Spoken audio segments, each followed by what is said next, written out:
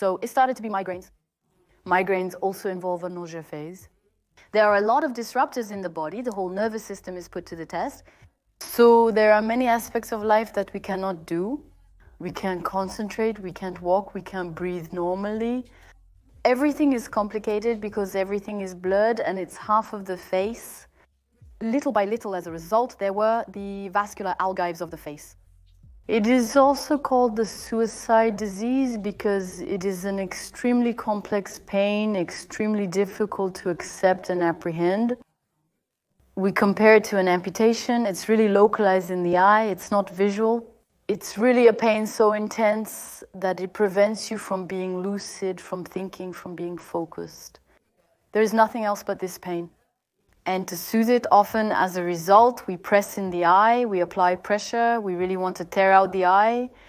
When you type that into Google, the first images, it's really the image of tearing out your eye, of taking it out of the eyeball.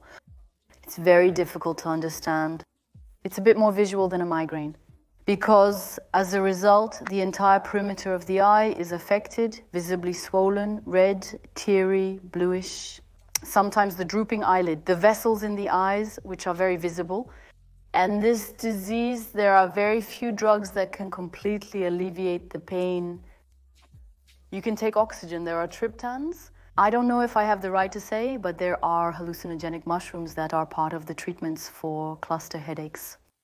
That I took at a particular dose, it's not a dose of psychotropics. We don't have any visual effects, we don't have any trips, but it's really just at a dose where, in fact, I had a numb body, but on the other hand, the mind completely awake, completely wanting to laugh, wanting to move, while the body is completely in chaos. However, it significantly reduces the pain. Those who know me well can tell when I'm doing better based on my pain levels, because there's a gauge of energy, excitement, and motivation 10 times greater than what I already have at the base. Even though I hide the pain very well, and I think it doesn't show. That's the issue with this disease. We don't see it. If I don't mention it, many others won't either. I think that 90% of the people who have seen me have definitely seen me in crisis.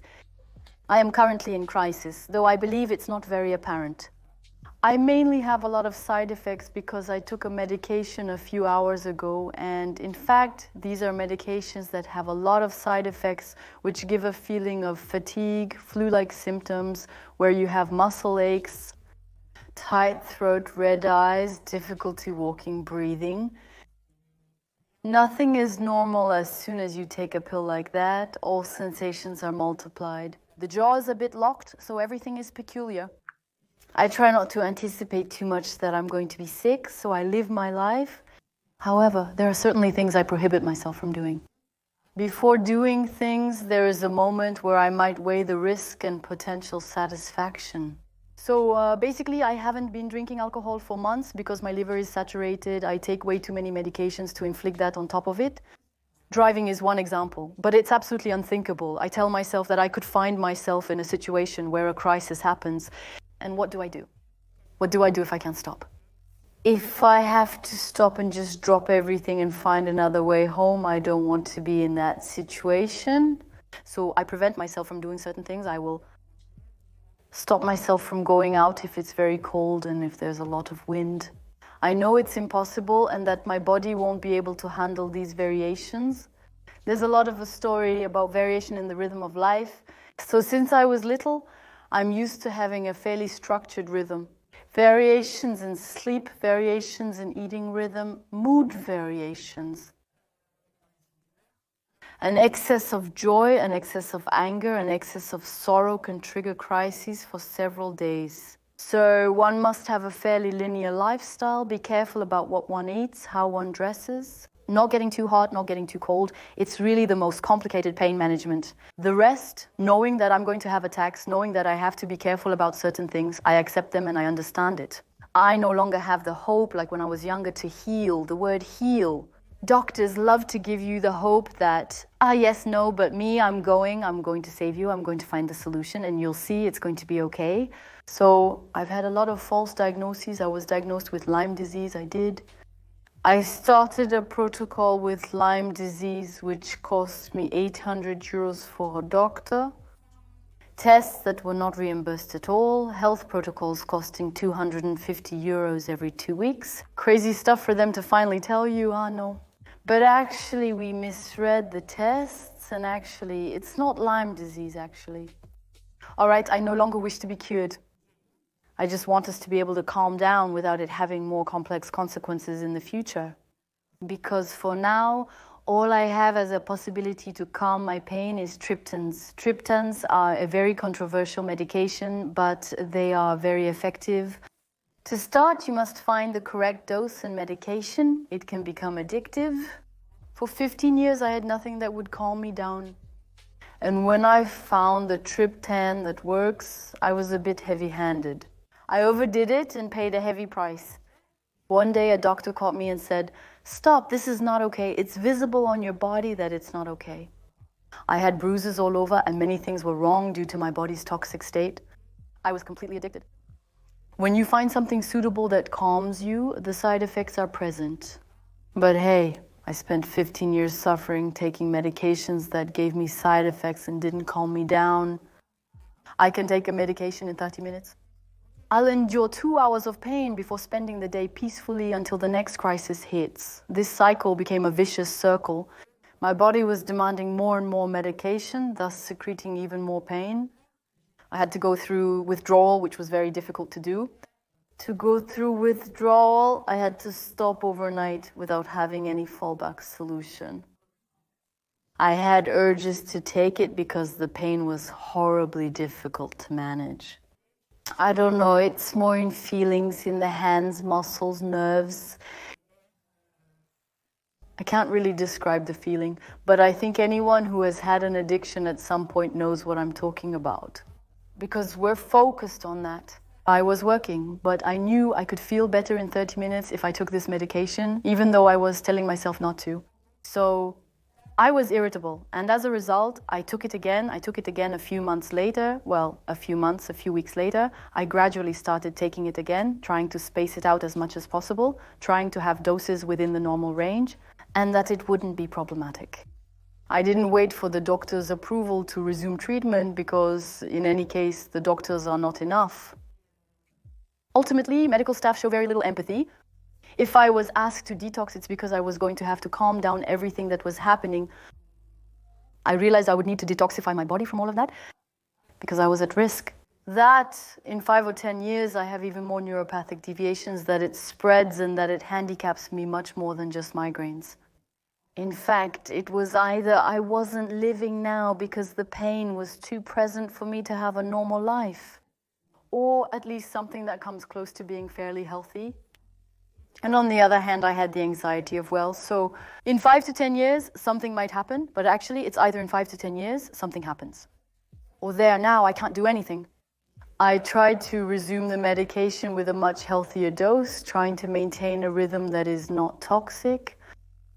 It's still extremely difficult to live with the pain and to accept that it's there and that it's like that and that it's so intense. It prevents you from pursuing your goals. Not being understood or listened to creates discomfort as no one around you experiences the same thing. You create a big gap with other adults and all other people in general. The term migraine is often trivialized despite affecting 6 million people in France. I completely understand that. But when someone can calm their attack with a Doliprane, it's not the same type of attack that I can have. And I suffered for a long time from the fact that the word migraine jeopardized what I was trying to express.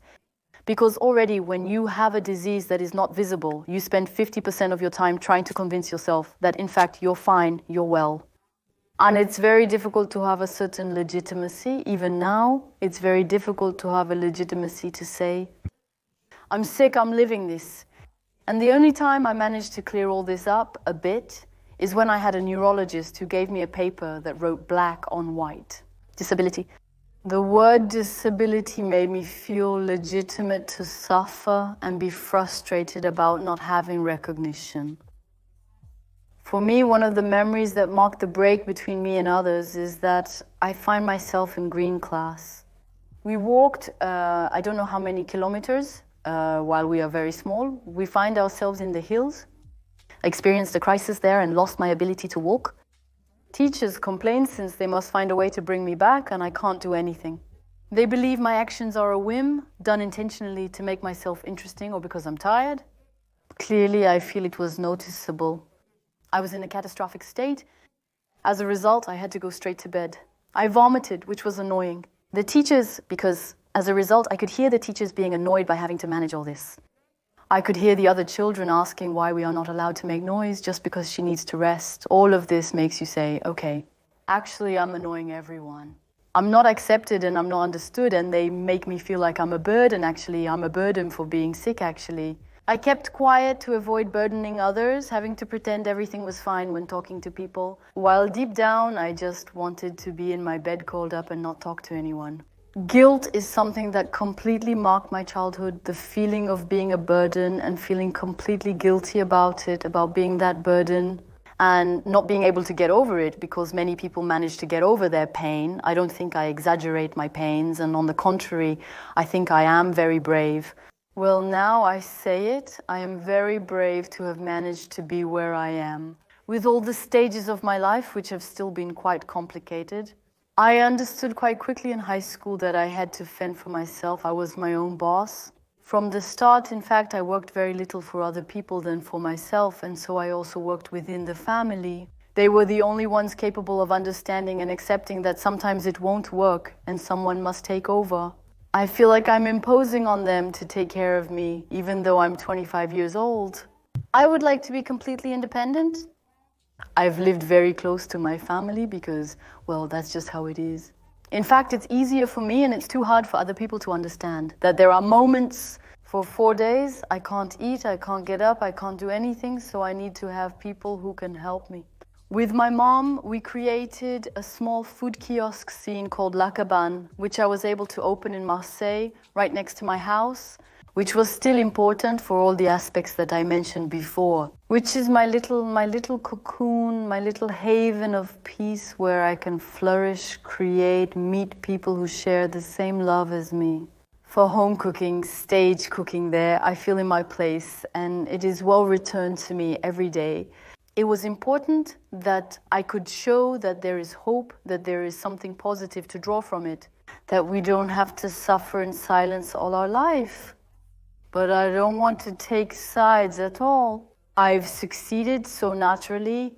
You're going to have to get over it because I know how hard it is. And there's also a part of me that wants to say, accept that it's hard too, and not just hide the face like I did for a long time.